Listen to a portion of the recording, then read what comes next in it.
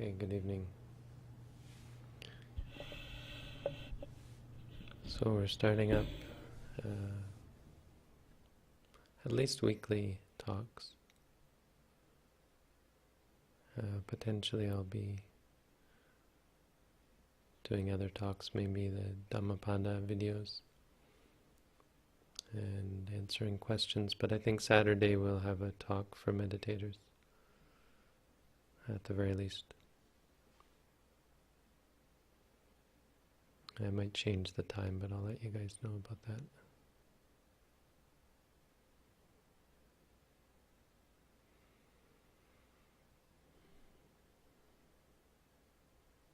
So, starting over, I wanted to start with something simple. And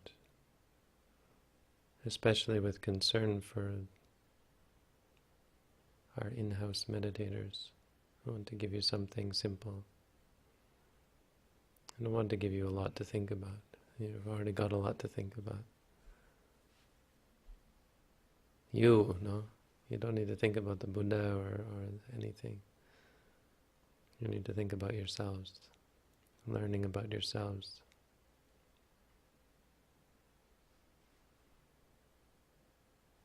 Learning about your problems. Problems is a big thing in Buddhism. We're not so concerned about what's good about you, or us. We're concerned about our problems. We want to know why. Why do we suffer? Why do we make other people suffer? What's wrong? This idea was put quite well by an angel in the time of the Buddha. There's a whole set of question and answer sessions between the Buddha and angels who would apparently come and see the Buddha quite regularly. They say that the Buddha spent every night, when he would lie down after all of the many things he'd do during the day, he would lie down in the middle of the night and would receive angels or divine beings somehow beyond the realm of humans. And believe that or not, I assume many people are going to be somewhat skeptical. If you read this, it's quite clear that these questions are on a different level. There's something quite profound, not always Buddhist, not always in line with the Buddha's teachings, but always somehow very high-minded. These are questions of a different sort. But there's one question that's quite famous, and it became famous because it was used by Buddhaghosa in forming the Visuddhimagga, which is a very famous Buddhist text. But the question was, Anto jata bahijata, jataya jatita pacha. The inner jata is a tangle. The inner tangle and the outer tangle. This whole generation is entangled in a tangle.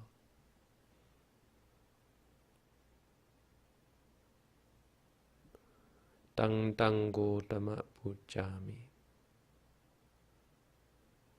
In regards to all of that, we ask Gotama. I ask Gotama. See, they didn't call the Buddha Bhante or Bo or anything. Gotama, they just called him. Gotama was his clan name. Ko imang vichataye jatang. Who will untangle this tangle? Who will untangle the tangle?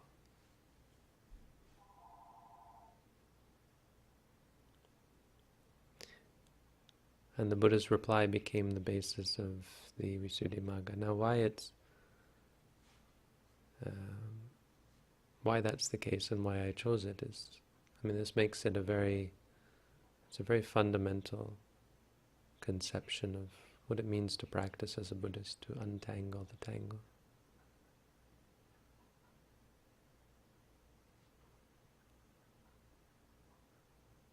And I think it quite well sums up. It's one way of describing the idea of having problems. And so this angel saw, before we get into the answer, I'll talk a little bit about the question. This angel saw something that I think is very important for us to understand. It's a description of what's wrong.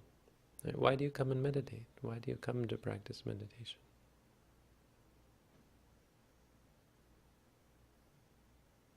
And this angel, looking at human beings, looking at themselves perhaps, saw that it was twofold.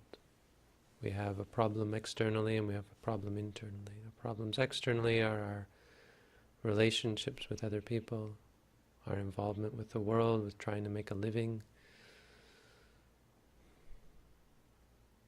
the dangers inherent in the world around us, the climate, the economy, even just our own physical safety, health, and so on.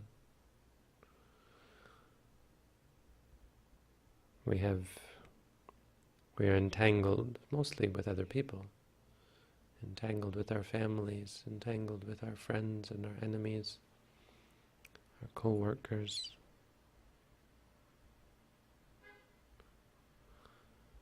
There are many problems with other people. So this angel, of course, would look at the world and would be able to see it. Imagine being someone up in heaven looking down at the state of things on earth, where we're destroying our environment and cheating and lying and manipulating each other and fighting wars. Could you imagine aliens coming and watching us fight the big world wars of the last century? Imagine anyone just showing up on our doorstep and, is anyone home? And oh, there we are, bombing each other's cities. What would you say? If you look at any one of the houses on this street, imagine we were to go and spy on all the people in this neighborhood or this city. Imagine the things we'd see if we could. People fighting, abusing, child abuse, and the things that we might see, drug abuse and so on. No. We would see a lot of problems.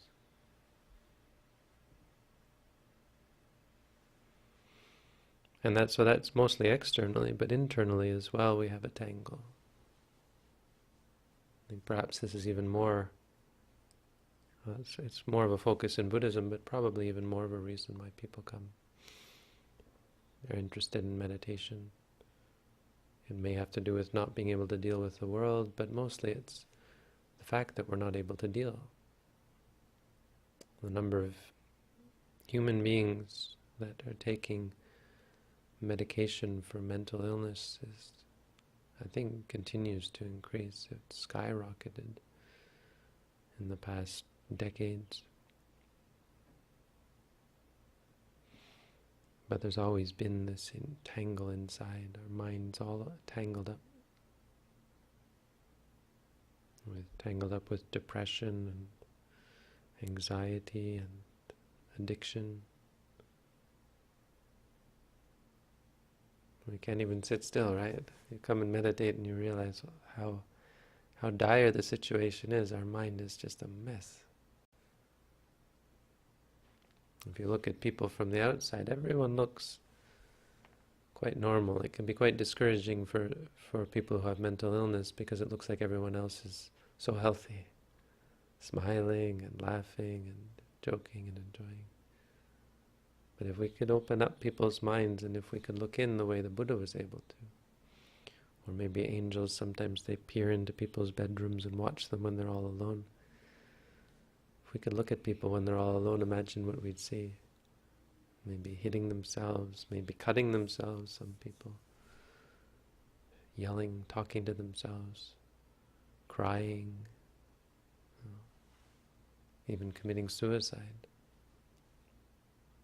Imagine the things you'd see. So there is a tangle. We're tangled up inside, we're tangled up outside. So what was the Buddha's answer? The Buddha's answer, who could untangle this? He said, Sile patitaya naro sapanyo. Sile patitaya, standing on sila, standing on their behavior, standing on good conduct. Chittang panyancha bhavayang. If one should develop, based on that good conduct, if they should develop concentration, develop their minds, mental strength, and wisdom.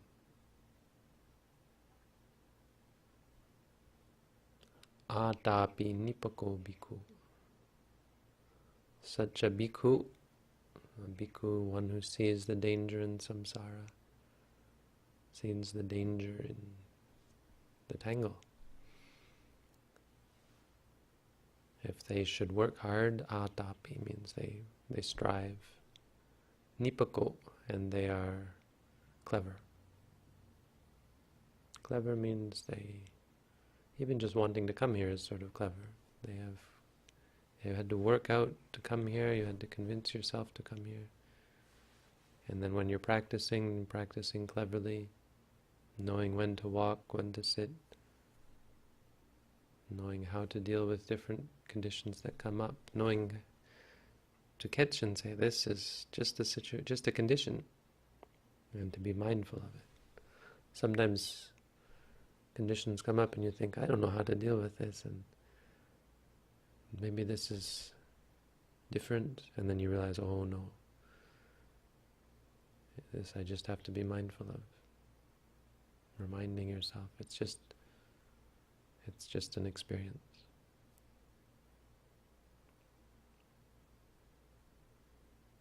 Nipako. So you need to be clever and you need to work hard.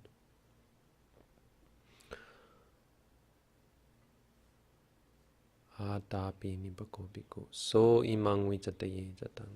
Such a person will untangle the tangle. So I just wanted to use this to bring up the basics, to remind us of the basics of the Buddhist path, and talk about them internally and externally, because I don't think we often do that. And so what are the basics? There are these three things. Well, there's more than that in this quote, but the Buddha is basically reminding us of three things: Sila, Samadhi, and Panya. Sile patitaya. You start with good conduct. Then you develop the mind. This is all the faculties you're gaining in the meditation. And wisdom. You give rise to wisdom. Because of the faculties, you start to learn better ways to deal with yourself and the world around you. You start to refine your habits and change your habits, seeing the stress and suffering that comes from certain old habits. With those three things, you solve all your problems. It's one of the great things about Buddhism. You don't have to, it's not like one of those teachings where you have to read the Buddha's teachings and really try and understand some deeper meaning. No, the Buddha lays it out there. Three things, do these, you have the answer. There's no subtle, it is very subtle and there are subtle teachings, but it's not required that you have any interpretation or any uncertainty. The meaning is quite clear and the path is quite clear. I think that was very much the Buddha's intention throughout his teaching, his sasana, was to give us a path, was to always constantly be providing a path, showing a path, directing people towards freedom from suffering. Not just saying things that sounded good or were wise, or not even really focusing on the nature of reality besides how it related to this path. The Buddhist universe is a practical universe. It's not theoretical, like, what is the nature of things? The Buddha didn't teach quantum physics or anything like that. He said, you do this, you become free from suffering. He showed a different kind of universe, not a universe that's about facts or theories, but he showed a universe that's about practice and freedom and peace. So, he gave us these three things, and they're kind of a progression. You could say, as the Buddha said, sile patitaya, so you could say that sila comes first. In many ways, that's how meditation works. Sila is certainly the base, and then with sila comes samadhi, and then with samadhi comes wisdom. But on the other hand, they're all working together, so it's not necessary to think of, now I'll practice sila, and then the next step, I'll put aside that one and I'll work on samadhi. Not really. It's more like building a house. You can't ever get rid of the foundation. Even when you're putting on the roof, you still need the foundation. So sila, the first one is conduct. Sila just means conduct. Someone with bad conduct is dusila. Someone with good conduct is susila. So this is the first of our tangles.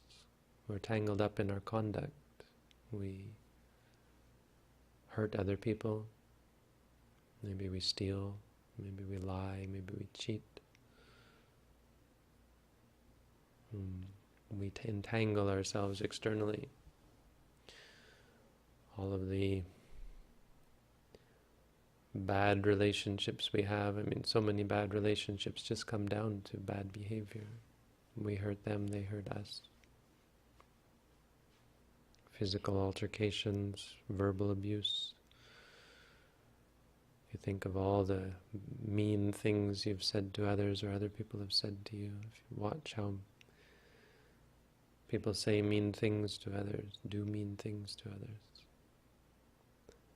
How vicious and how terrible and how destructive it is to steal or to cheat, to be in a relationship with someone, cheat on your husband, cheat on your wife.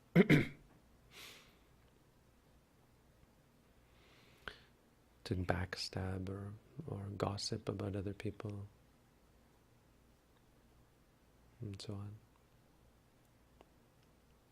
The things we do in this world, it gets far worse. We hate people because of the color of their skin, their language, because of someone's accent. We might treat them like a child, if you've ever had that happen to you.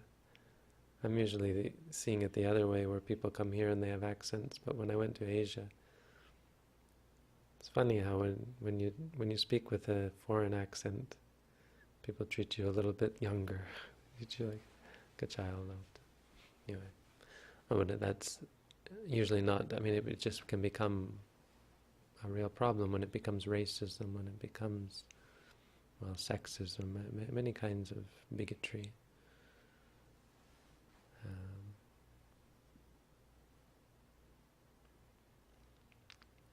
are many external tangles, even simple ones. We fight with our parents, we fight with our siblings, we even fight, husband and wife fight with each other, or partners, right? Not to be heteronormative, homosexual partners also fight with each other. We fight.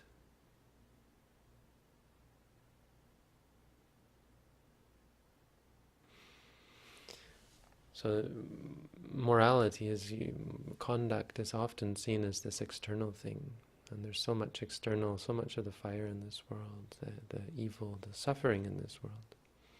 This comes from doing and saying things that are harmful and hurtful to others, and we often look at morality that way. It's about not harming others, right? You don't kill. Why? Because that's very mean and harmful to someone else to kill or even to hurt? Why don't we torture each other? Well, why shouldn't we torture each other? Because it's harmful to someone else, right? And it goes deeper than that, actually, because harming someone else, of course, changes the world that you live in. If we're constantly afraid of the other, afraid of people who are different, or if we're constantly at war with others, then we beget war. We beget this lack of trust and lack of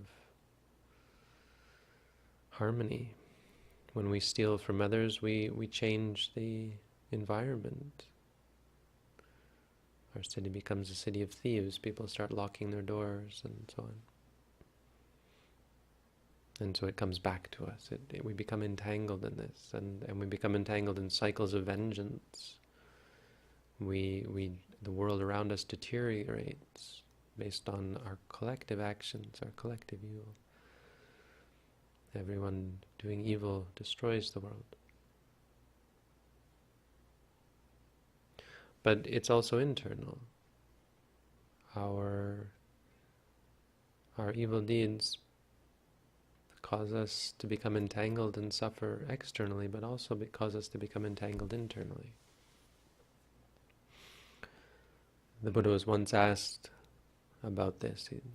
This man said, all this talk about future existence, when we hear about karma, we hear about this idea that if you hurt someone in this life, they're going to hurt you in the next life, or if you did something bad in this life, bad things are going to happen to you in the next life. And that's really not karma, exactly. That's more of an extrapolation of the theory of karma, how it often plays out. But karma really is something that happens here and now. Karma is an action, and that has consequences. And those consequences are not in the next life. The consequences are immediately following the karma. When you hurt someone, the consequences are immediate, meaning your mind changes. What is the most immediate consequence of karma is that your mind gets mixed up. Well, with bad karma. With good karma, your mind becomes brighter and more organized, less tangled. But having done bad deeds, when we sit alone, especially evident during meditation, the Buddha said our deeds envelop us like a blanket, right? You notice how when you sit in meditation, okay, I'll just put all my world, all my troubles aside, and just sit here in this room, no problems. You're sitting, and then they come, like monsters and demons. It's like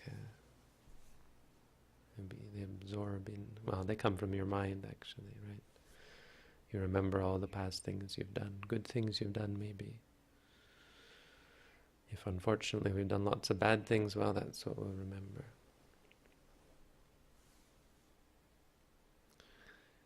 The Buddha said, yes, you can see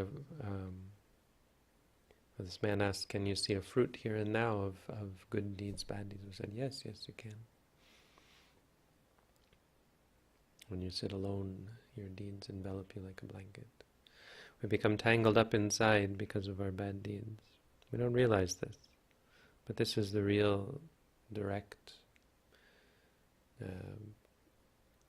reality of karma.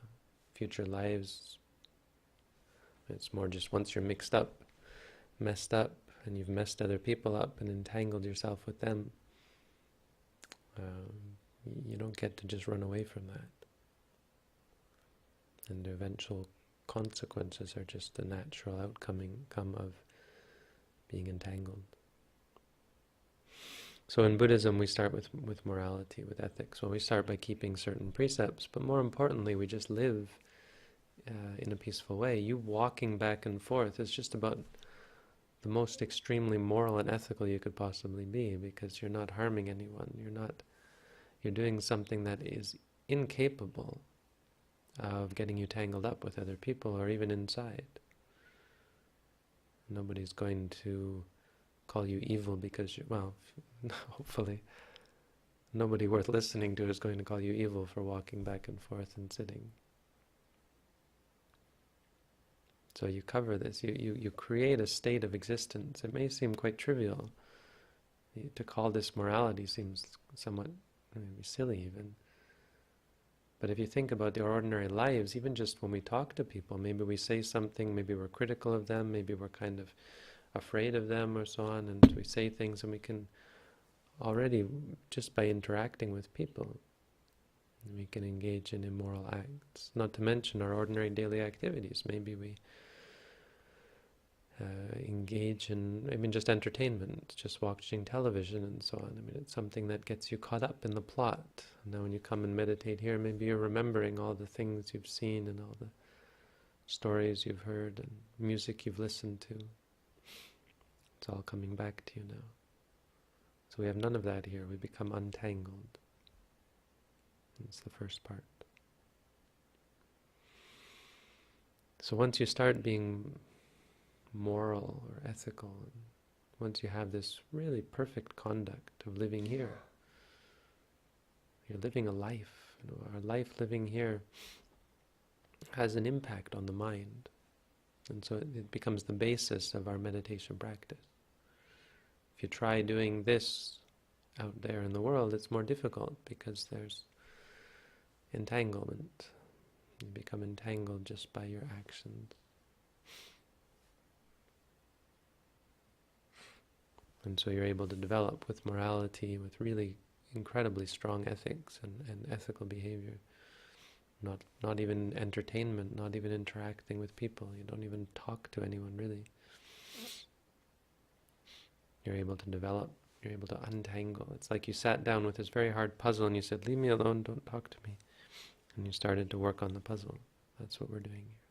With this kind of focus and no one bothering you, you can really start to examine your mind in a way that you couldn't otherwise.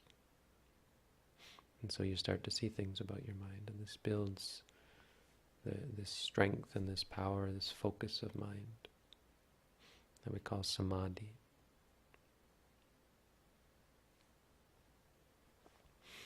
And so this relates to the second sort of tangle. This is the tangle of our state of minds. Our minds that are weak, that are unfocused. Because it's not even really about conduct in the end. The real problem is about our state of mind. Our minds are full of, well, all sorts of things, some good, some bad. And the bad ones are things like anger, greed, worry, fear, depression, and so on and so on. And even just boredom and frustration, doubt, self-doubt.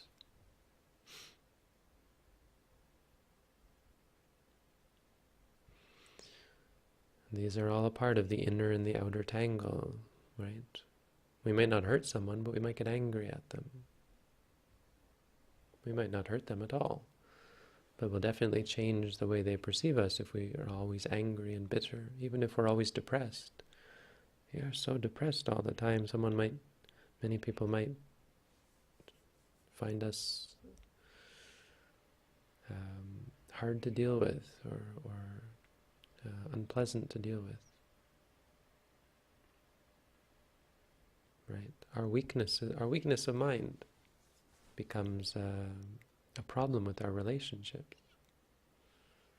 If we're worried all the time, afraid, parents who are always worried about their children, what they do to their children just by worrying about them all the time, right? I try to tell Buddhist parents are always trying to get me to teach their children, and I'm always saying, I don't want to teach your children. You're the ones who need teaching, and what you're doing is trying to offload your problems onto me. It doesn't work that way, because I don't go home with your children. You go home to your children and you're worrying about them and putting this pressure on them.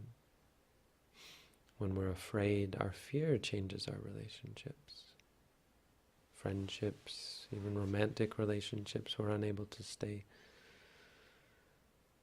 in harmony because of our fear, our suspicion when we're suspicious of each other. Because of our greed. Our greed leads us to manipulate others, it leads us to fight with each other.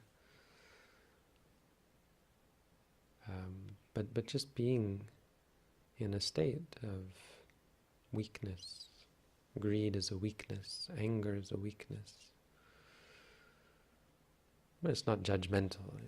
I think it's important that we don't judge people who have mental issues. We all have them. It's really just a matter of degree and how much we reinforce them and build the habits. But objectively speaking, and what you can see from, well, one thing you should keep in mind and learn to see through the meditation is that they are weak. Anger is not strength. Anger causes deterioration in the mind. Greed causes deterioration. You can't be focused, you can't be strong. And you should start to be seeing a strength of mind that comes from giving these things up.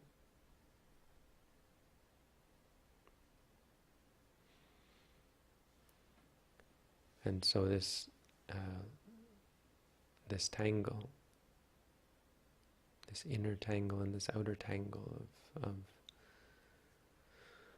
mental illness, this is really what is involved in our practice. We are constantly trying to strengthen the mind and retrain the mind, really. Kind of like learning to see. We are it's as though we have to teach ourselves to see. I mean, children, when we're born, we can see things quite immediately, right? But this is a different kind of seeing, and it's a way of learning to see. The idea is we don't see things clearly, and we have to train. And as you practice here, as you stay here, and as we all, on the internet as well, as we all continue learning how to see more clearly,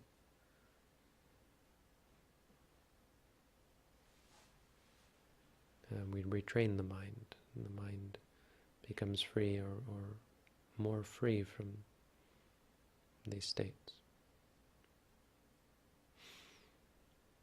Imagine the change in your relationship with others when your old habits disappear and you gain new habits of clarity and strength of mind.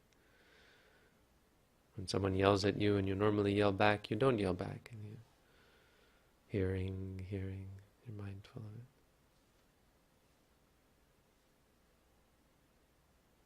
When your clarity of mind, when you realize that instead of getting angry at someone, you're wishing them well and you're feeling sorry for them. You're feeling sympathy for them because of the stress involved with their anger or so on. When someone is greedy and manipulative, and instead of getting upset with them, you calmly and rationally tell the truth. Show them the truth. So many things change. You can feel, when you leave from the meditation course, you can feel so many tangles, not untangling immediately, but unraveling. Sometimes you lose friends because you were just caught up with them.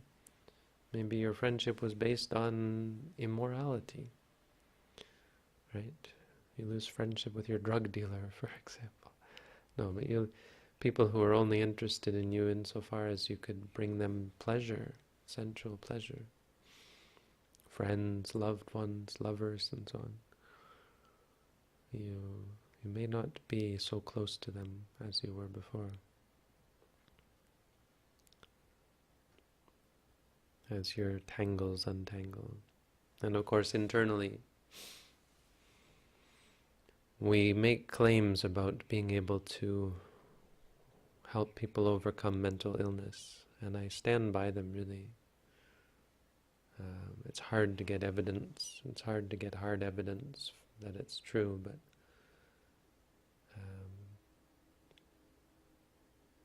I collect what people, I remember what people tell me, and we're not talking about one or two people. The number of people who have changed their lives, really the number of people whose lives you can see have changed, whose demeanor you can watch change. I mean, I watch you people, I watch you guys change. Even over 21 days you change. And then people come back and do a second or a third course, and you just, there's no question that they've changed. They've become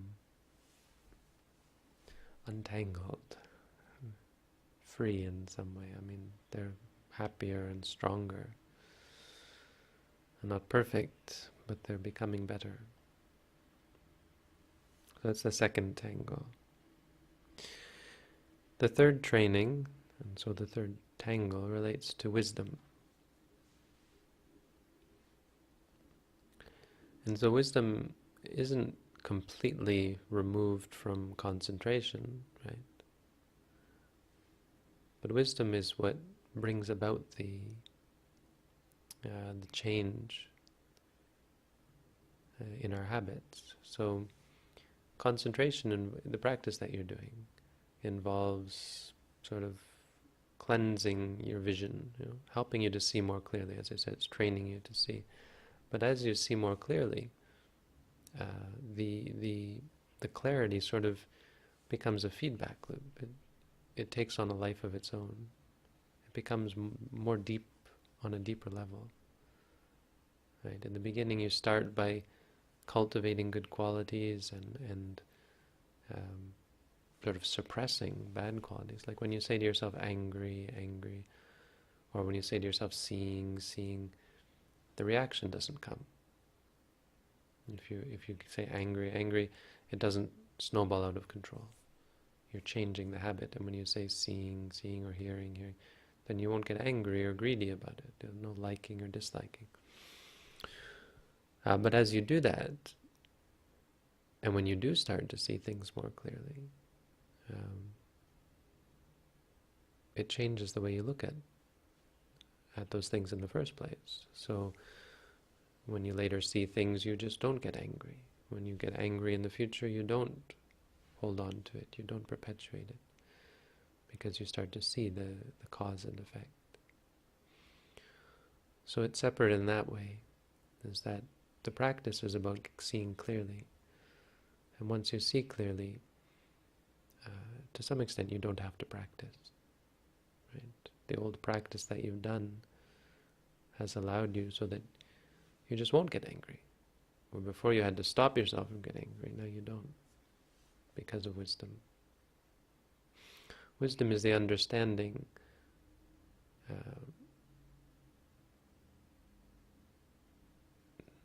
that prevents you from doing the wrong thing. I mean, basically, the definition of wisdom, by its very definition, it wouldn't be wisdom if it let you do the wrong thing, if it didn't prevent you. It's quite simple. We don't think there's much to understand about seeing, for example. Like if I said to you, become wise about seeing, you wouldn't even know what that meant. What does it mean? Does it mean understand how photons and light hit the eye? And does it mean have some philosophical idea that seeing is just an illusion, and if I look at you, I'm not really seeing you, and so on? No. No, it really just means know that it's seeing. No seeing is seeing, right? When we say to ourselves, seeing, seeing,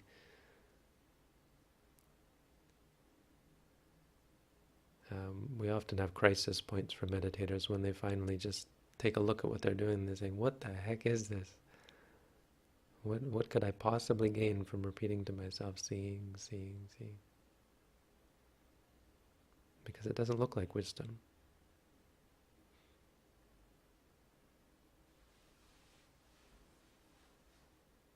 It doesn't look like the wisdom that we would normally understand as wisdom.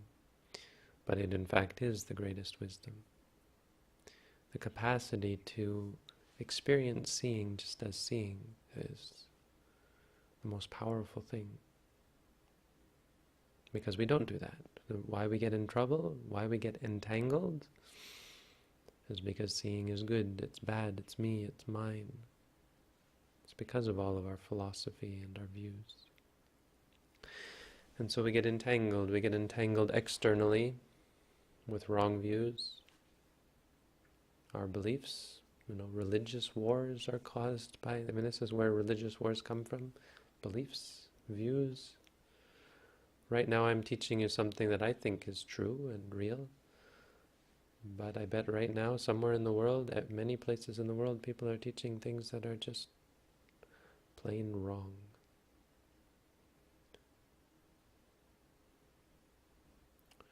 And so we entangle ourselves with others. We pass on wrong view. Even just sharing wrong views is a sort of a tangle. We create these tangles in the world. Our religion is right. Our religion is right. The world is caught up in tangles. Religion is a good example. Ideology. Capitalists versus communists. Capitalism versus communism is kind of a funny debate to me as a Buddhist, because they're both very greedy, both sides. We look at communists, we look at capitalists. I don't know. I guess one is maybe a better system than the other, but it's not the system that's important. You could have either system. If people had no greed, you wouldn't probably even need a system. Systems are just ways of managing people's greed, mostly. So we create these systems and then we use them to, really to feed our own egos. I took a course. I'm now never ever going back to school again, but I just finished. And one of the courses was on war. And throughout the whole course, I just kept thinking to myself, they're missing the whole point. They're talking about how people go to war, why governments go to war, but they're not talking about people. At least to some extent we did, but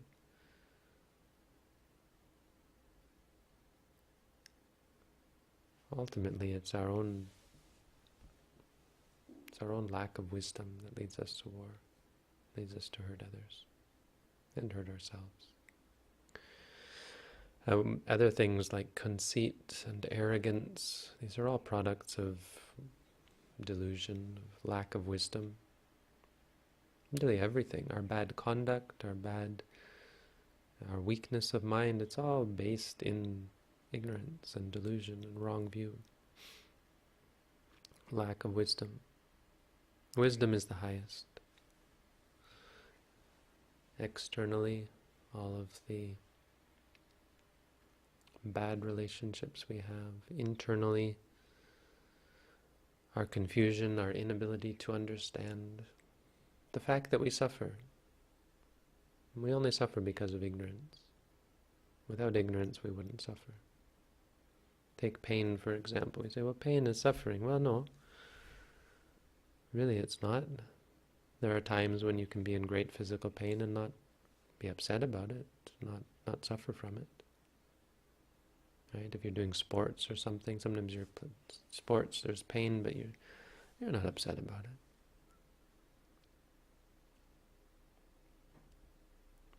And there are times when you happen to be a Buddhist meditator and you learn how to see pain just as pain, and you realize that, yes, pain is not the problem. The fact is we don't like the pain. We don't understand the pain, probably more clearly. Why don't we like the pain? It's an interesting question. We would never think to ask, why don't I like the pain? We would say, well, because it's bad, right? It's funny how we look at it that way, right? Because the bad is the disliking. If you didn't dislike it, there would be no bad. So saying I dislike it because it's bad is a real problem. It's a delusion. You can see that if you think just about that.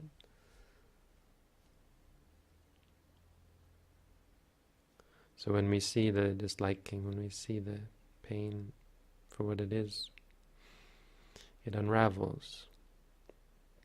This is how you should experience wisdom, how you should experience the meditation, progress in meditation practice. It unravels. It's like there was nothing there in the first place. You'll be left sitting there with nothing. You say to yourself, pain, pain, and then you wonder, nothing happened, right? What use is this? Nothing happened. It's exactly the use. We forget that when we weren't mindful, lots of things happened. You disliked the pain. You worried about it. You conceived about it. Should I do something? Is this going to hurt me? Is this going to lead to an injury? And then you did something about it. Maybe you stretched. Maybe you took medication and so on. And you reinforce the habit of disliking, and you create all sorts of problems. Maybe you blame someone else. Maybe you blame me or blame Buddhism or so on. Or you blame the person who's hit you or the person who's hurt you or tricked you or so on. And you become entangled. So the result, the benefit, the purpose of the practice is you become untangled.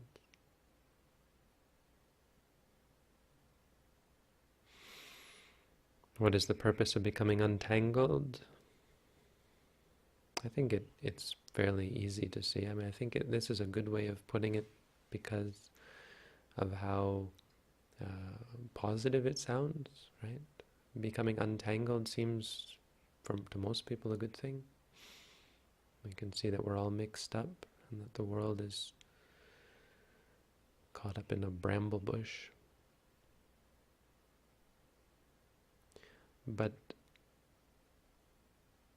to be clear, the benefit of becoming untangled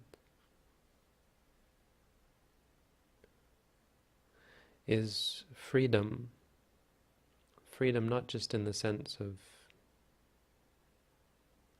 not having certain experiences or not having to be entangled, but freedom as a state, freedom as a liberation, a being beyond the world. So an enlightened being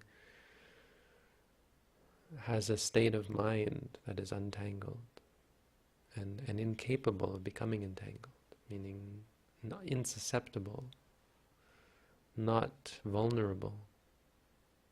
No one can hurt you when you're enlightened. You have no hook by which they can entangle themselves in. There's nothing anyone could say to you or do to you that could hurt you. That's the truth. There's nothing anyone can say or do to you that can ever hurt you. It's us that react to these things. They can kill us. They can even, they could take out part of our brain and cause us to think differently or so on. But to some extent, no one can ever make us react.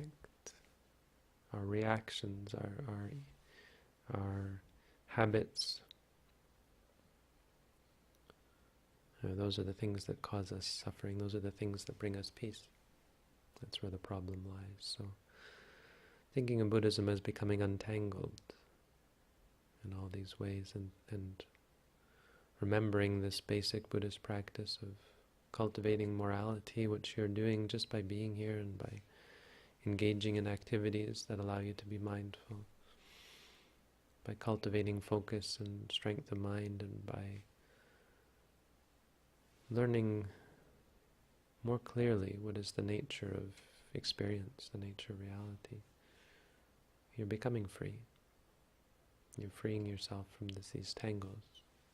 Your habits change and your lives change. So I'm in great appreciation for what you're doing, and